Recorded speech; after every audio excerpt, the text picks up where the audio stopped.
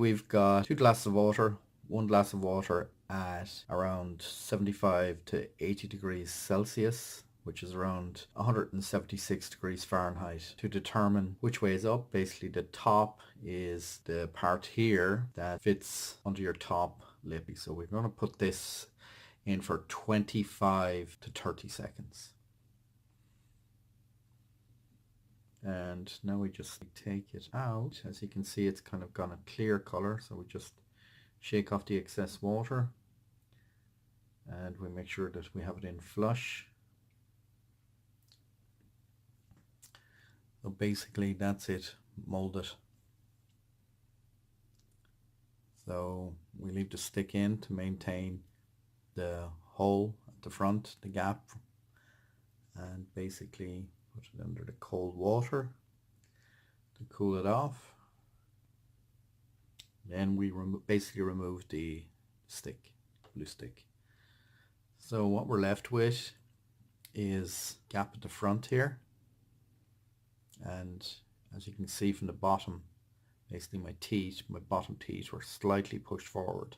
So that's the way I molded it on purpose. Basically, the theory is to keep your jaw forward, and this is the top part of the gum shield. So basically we've got the gap here at the front, and we've got my bottom teeth in a forward position,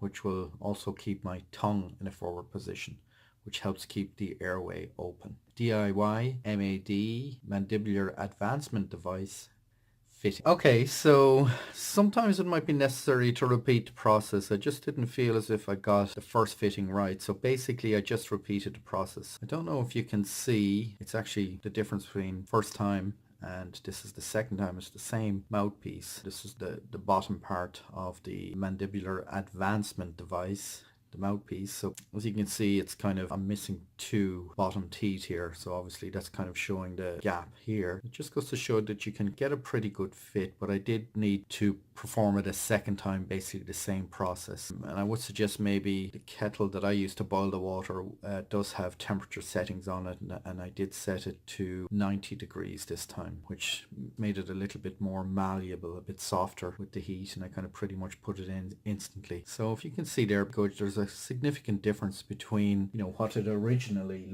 looks like. We'll just get one to compare. So basically this is the before and this is the after, and you can still see that the gap at the front has been maintained before, after, and the instructions are here, so I'll put a link to these in the description and you'll be able to get them on the site as well. This is the final molding, so I'm going to basically try this out myself as I do suffer from snoring. If you have a snoring problem and you think a snoring mouthguard might help you out, then you can get both the cheat sheet mentioned in the video, the checklist, and you can also get your own snoring mouthguard at snoringaids.page.link/MAD. And don't forget to like and subscribe, and thanks for watching.